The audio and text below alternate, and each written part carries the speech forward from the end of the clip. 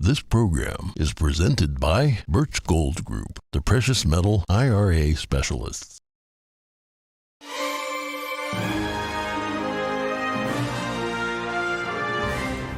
Good morning. In today's headlines, a tragedy at a Virginia Walmart. Authorities believe it was a store manager who turned a weapon on employees, shooting at least 6 of them.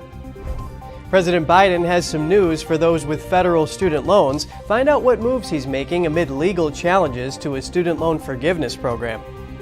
Rampant problems with printers and tabulators, wait times numbering in the hours, and voters giving up in desperation. That's what a new report drawn up by 11 attorneys visiting voting centers in Maricopa County found. House Minority Leader Kevin McCarthy visits the southern border and is calling for Secretary of Homeland Security Mayorkas to quit. He promises an investigation and impeachment proceedings if he does not. We bring you more in McCarthy's statements yesterday. November is Native American Heritage Month. Find out how Native Americans are keeping their traditions alive.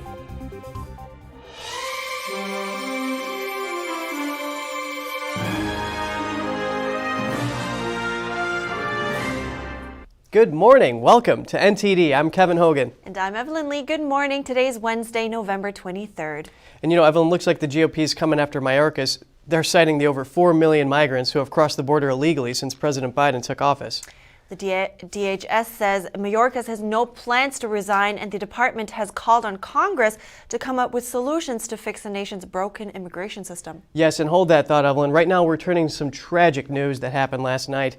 At least 7 people were killed in a shooting at a Walmart in Virginia. The shooter is also among the dead.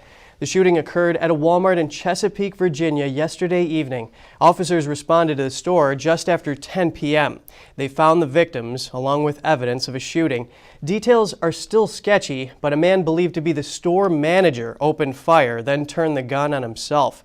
The city of Chesapeake shared on Twitter that a press conference will be held at 8 a.m. with more information. 5 patients were being treated at Sentara General Hospital in nearby Norfolk, Virginia. An update on their conditions was not immediately available. And some more sad news from North Carolina. A helicopter crash along Interstate Highway 77 has left 2 people dead. The pilot and a passenger both worked for WBTV based in Charlotte. The men have been identified as meteorologist Jason Myers and pilot Chip Teague. Police Chief Johnny Jennings said no vehicles were involved in the incident.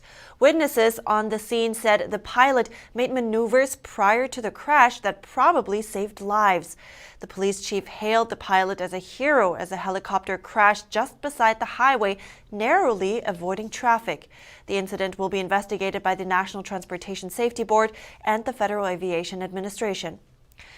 WBTV broke the news about their colleagues in an emotional broadcast just yesterday.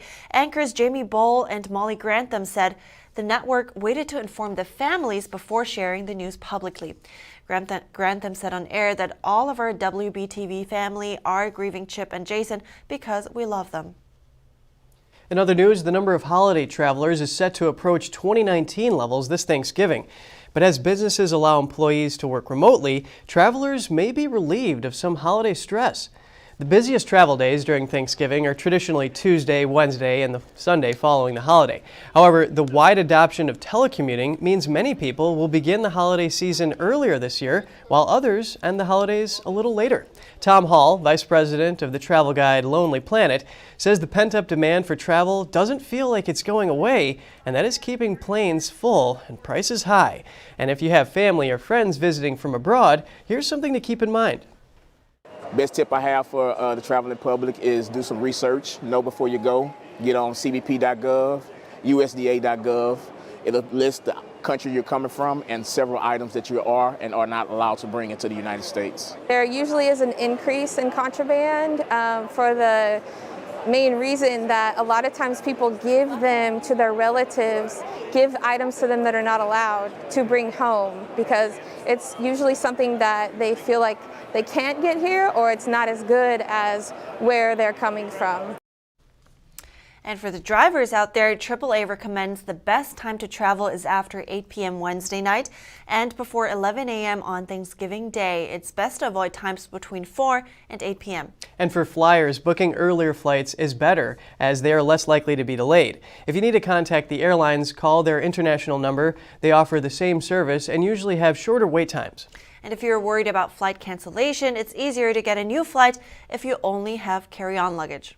And parking lots are filling up this year, so if you plan to leave your car at the airport, it's best to call ahead and book a parking spot. And if you have federal student loans, you won't have to resume payments on January 1st. That's because the Biden administration is extending the pause. Here's what President Biden had to say about it yesterday. But I'm completely confident my plan is legal. But right now, it's on hold because of these lawsuits. The Secretary of Education is extending the pause on student loan payments while we seek relief from the courts, but no later than June 30, 2023. Payments will resume 60 days after the pause ends. The pause has already been extended 6 times. Loan payments were first put on hold by the Trump administration in early 2020. That was due to the pandemic as a relief effort. Biden's student debt relief program means to cancel hundreds of billions of dollars in loans, but it's facing several court battles. A federal judge struck it down, and an appeals court is blocking it while a separate case plays out. The Justice Department is asking the Supreme Court to allow Biden's plan to take effect amid the legal challenges. The High Court says it wants to hear from plaintiffs by today. The pause will last until the Supreme Court decides the case or until June 30th, whichever comes first. Interest rates will remain at 0% until repayments start. Returning now to the ongoing election saga in Arizona, a memo was published detailing the findings of nearly a dozen attorneys who visited voting sites in Maricopa County, Arizona on Election Day. It describes widespread problems with tabulation equipment, long lines, and voters leaving in frustration. NTD's Daniel Monahan has more. We were there. Several election workers and Arizona residents testified before the Maricopa Board of Supervisors on the issues mentioned in the memo. We had 1,218 ballots. We had only 1,018 voters that checked in. The discrepancy in the number of physical ballots that I had, they came from somewhere. We had physically had them. They were not voters that walked in and checked in. We had 200 more ballots than voters. The memo was written by attorney Mark Sonenklar. He summarized the findings of 11 attorneys working with the Republican National Committee's election integrity program in Maricopa County. It concludes that 72 of the 115 vote centers the attorneys visited experienced material problems. Sonenklar says the printer and tabulator failures and the resulting long lines at a majority of vote centers led to significant voter suppression. That impacted Republican votes more than Democrat ones because Republican voters significantly outnumbered Democrat voters in the county on Election Day. This Arizona resident addressed Board of Supervisors Chairman Bill Gates and Recorder Stephen Richer. You both have lost all credibility in any shred of integrity to conduct free, fair, we're no outbursts, free, please. fair, and transparent elections here in Maricopa County. When you both opened in 2021 a political action committee to specifically defeat MAGA candidates. She told them that it is not just a conflict of interest, but rather a specific agenda and pre-bias going into the elections. A post-election survey of volunteers participating in the Arizona midterm elections was posted at whoscounting.us. It asked how confident people were that the election results in the state were completely accurate and honest. Around 84% responded not confident at all, while only 1% responded very confident. The memo states that on account of the long waiting lines, voters could have become frustrated and left without voting. Maricopa Chairman Bill Gates says that despite the problems that occurred, all votes were counted. He says the county had finished counting all legal ballots during the election and would hold a public meeting to canvass the election on November 28th. He assured there would be no delays or games and the board would act according to state law. Republican candidate Carrie Lake has not conceded the election to Katie Hobbs and is exploring her legal options. Daniel Monahan, NTD News. House Minority Leader Kevin McCarthy is calling for the resignation of Homeland Security Secretary Alejandro Mayorkas. McCarthy says if he doesn't resign, House Republicans will start impeachment procedures when they take a majority in January. NTD's Jeremy Sandberg has more. Those responsible for this disaster will be held accountable. McCarthy met with Border Patrol officials in El Paso, Texas on Tuesday. He called for Mayorkas to resign and threatened impeachment procedures if he does not. His actions have produced the greatest wave of illegal immigration in recorded history. Our country may never recover from Secretary Mayorkas' dereliction of duty. The current House Minority Leader is positioned to become House Speaker when the new Congress convenes in January. He lamented the state of the southern border and the record amounts of deadly fentanyl coming into the country. McCarthy says around 300 people in the U.S. are killed every day by illegal drugs coming into the country from the southern border. He compared it to an airliner crashing daily. If an airline crashed 3 days in a row, the entire nation would say, we have a real challenge. We have a crisis. We have a disaster. We have to do something about it. But he continues to lie to the American public. He says the open border policies being pushed by the Biden administration and Democrats in Congress have empowered and emboldened cartels, drug smugglers, human traffickers, and terrorist organizations around the world. And that since March last year, over 100 terrorist suspects have been apprehended trying to cross the border. How many people have not been caught? Tens of thousands of illegal immigrants are being quickly released each month after crossing the border illegally by using a humanitarian parole exemption. Under parole, they are given work authorization for 1 year and often a cell phone to check in with. That same process is now being undertaken south of the border. A new report from the Center for Immigration Studies found U.S. Customs and Border Protection officials are approving entry for thousands of likely illegal aliens while they're still in Mexico. McCarthy says he expects Mayorkas' resignation by January 3rd when the new Congress convenes. Jeremy Sandberg, NTD News. And coming up, after a year of saying voting machines are prone to fraud, Brazilian President Jair Bolsonaro challenges Brazil's closest ever election.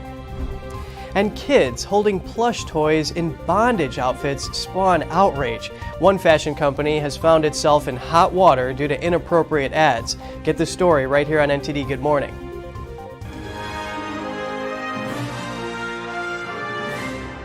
Shen Yun Creations, the streaming platform from Shen Yun, featuring world-class dance, past programs, and all original music.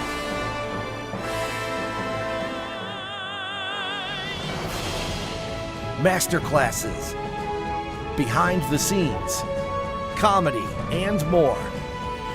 Explore shenyuncreations.com. This is Stephen K. Bannon. I urge you to protect your savings from inflation by diversifying into a physical gold IRA from Birch Gold Group. Simply text the word NTD to 989898 and you'll get a free info kit on gold IRAs explaining everything. You're not going to get it all right.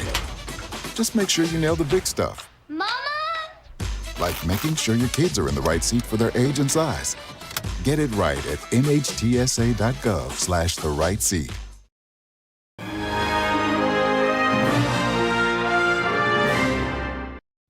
Welcome back. President Bolsonaro of Brazil has contested the results of the country's October 30th election. He's asking the Electoral Authority to annul votes from half the nation's voting machines. NTD's Flinders Kingsley has the story. More than 3 weeks after the elections, outgoing Brazilian President Jair Bolsonaro claims an audit shows a fault in over 280,000 voting machines, which constitute 56% of total machines. If the Electoral Authority annuls the proposed votes, Bolsonaro would be left with 51% of the remaining votes. This report does not express the opinion of the Liberal Party, but is the result of studies prepared by specialists who graduated from one of the most respected universities in the world. The audit found that all machines dating before 2020 lacked individual identification numbers in internal logs, and according to Bolsonaro, votes from some machines should be therefore invalidated. Then it is natural to ask for an inspection so that there is no doubt in relation to our electoral system. However, independent experts say the bug doesn't affect the reliability of results, and critics of the claim say there are other ways to identify the machines, such as by the city and voting district. They also say the voting machine's digital signature ensures reliability, and while the machines don't have internal identification numbers, The numbers do appear on printed receipts. I want to say that we are here today with only one intention, to contribute to the strengthening of democracy in our country. Although many of Bolsonaro's allies have conceded defeat, the outgoing president hasn't, and protesters across the nation continue to support him. I am here today because I want Brazil's freedom. We do not accept communism. The electoral court stated they won't consider the complaint unless an audit of the first electoral round is included. An electoral round where Bolsonaro's party saw a greater success in both congressional houses. Flinders Kingsley, NTD News. Over at Twitter, Elon Musk shared a video of a surprising find at its headquarters. It was a closet full of t-shirts with the slogan #Stay Woke printed on them. The post garnered 9.5 million views in just 7 hours. The 12-second video posted by Musk late Tuesday night shows the billionaire businessman holding up a dark gray shirt with #Stay Woke printed on the front. The post comes as activists put pressure on advertisers to boycott the social media company. The fashion house Balenciaga has received backlash for ads it produced involving children. The ads show two young girls holding teddy bears dressed in what appears to be bondage gear. The fashion house has worked with stars such as Nicole Kidman. In one image, a young girl was wearing a t-shirt from the brand while holding a strap connected to a white bear. The bear was in a bondage-style vest with a padlock choker around its neck. The company apologized after receiving a wave of criticism. Another campaign from the company also spawned outrage. It showed a handbag positioned on top of a pile of papers. One of the papers was a page taken from the 2008 Supreme Court ruling United States versus Williams. That case examined whether laws banning the promotion of child pornography violated First Amendment freedom of speech rights. And as a tribute, moving on to a whole different story, as a tribute to Native American Heritage Month, NTD highlights how Native American veterans and communities alike have upheld their culture, heritage, and traditions. Let's take a look. November marks a time to celebrate, but not just for the holidays. We're always forgotten about it, and it only seems like once a month in November, once time in a year are we ever remembered again. It's just not one month. We can celebrate a lot of things in that month, but it carries on to the other 11 months also. To Native Americans, their heritage is celebrated all the time. One of such iconic celebrations is powwow, known as the gatherings of dances. They're held year-round by many different Native American tribes across the U.S. We have over 365 different tribes that are here with us today from all across the United States, Canada, and parts of Mexico. Despite the name, powwows mean much more than just singing and dancing. And we want our visitors to know that we're still here, that we still exist, we still thrive. By doing these things and sharing our ways with them. In another country, they thought we were gone. I couldn't believe that. They think we're gone. It's like, no, we're still here. Native American veterans have made sure to never let Native traditions and heritage be a thing of the past. Mark Hirsch is a senior historian and author at the Smithsonian's National Museum of the American Indian. He says some veterans carried sacred items from their families. It's meant to sort of protect the warrior, as it were, from harm. And I think that those, the people who did that really brought that part of their culture into literally the line of fire. I always carry my eagle fan with me. These are eagle feathers, and I was gifted them. Eagle feathers are very important in our culture, in Native American culture. I know different birds, different things are important, but for me, this is what gives me strength. Spirituality is central to Native American culture. I pray for strength. In our language, in Lakota language, we say Takanshala, which means creator. Hirsch says religious healing ceremonies are also often held to welcome and help their veterans recover from wartime.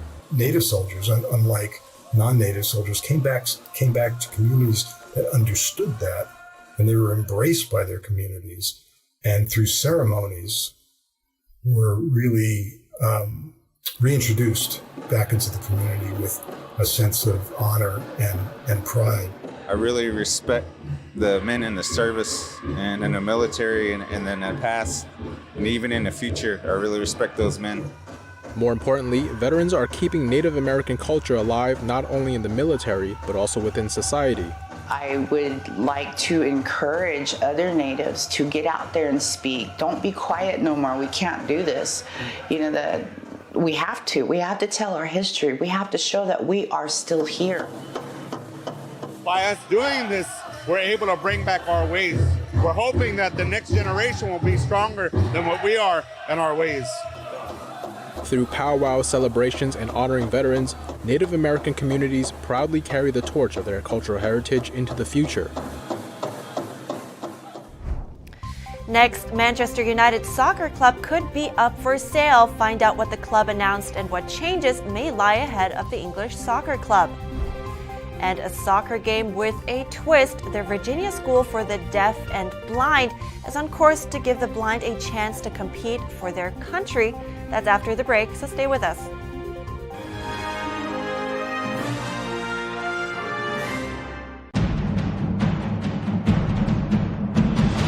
A performance that truly matters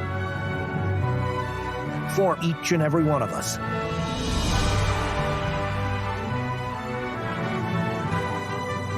This is what you've been waiting for. See it at least once in your lifetime. Get tickets now at shenyun.com.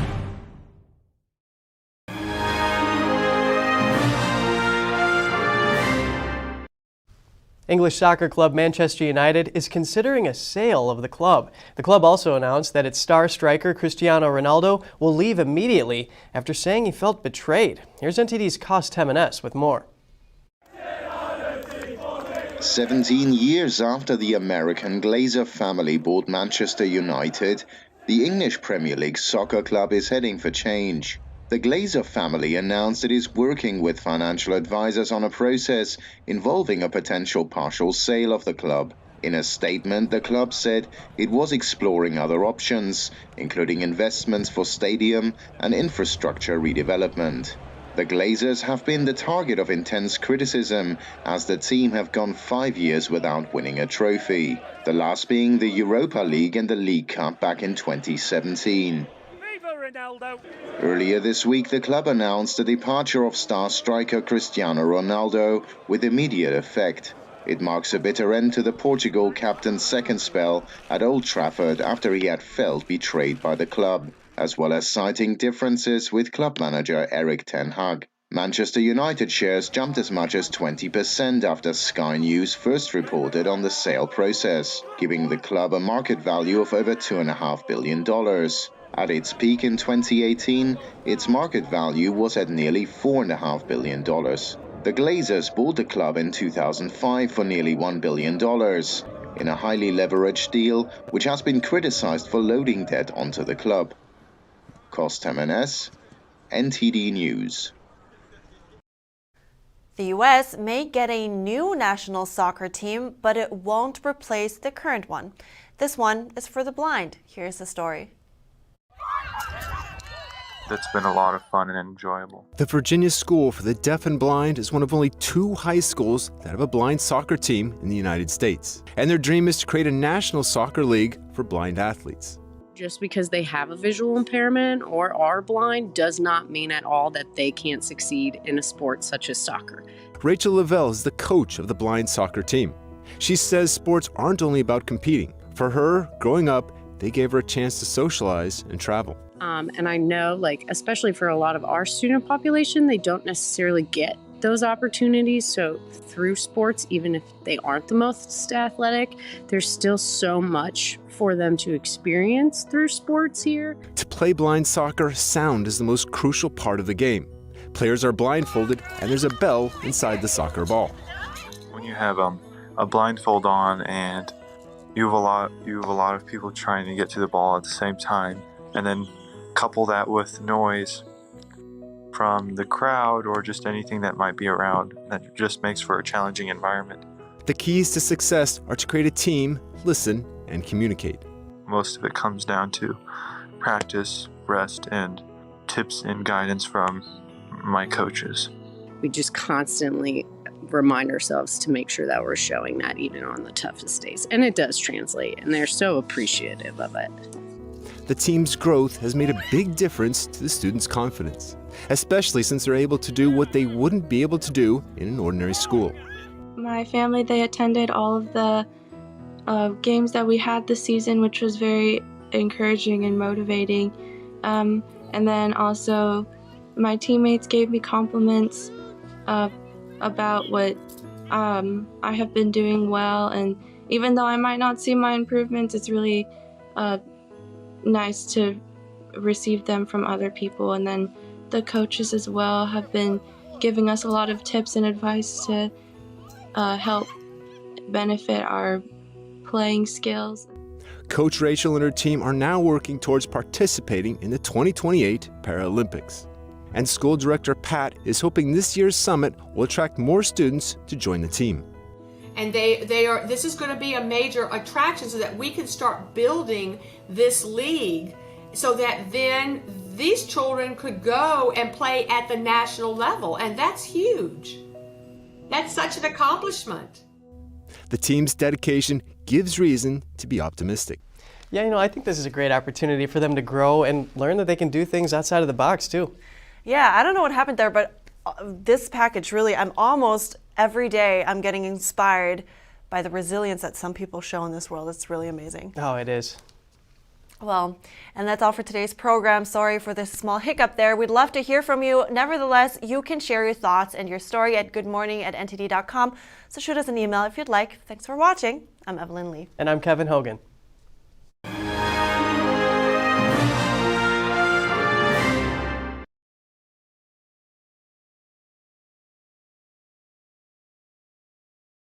Thanks for watching us on YouTube. Did you know YouTube only keeps selective videos on its platform? So if you want to make sure you get the full picture, just subscribe to our newsletter. Go to newsletter.ntd.com and sign up. It's free.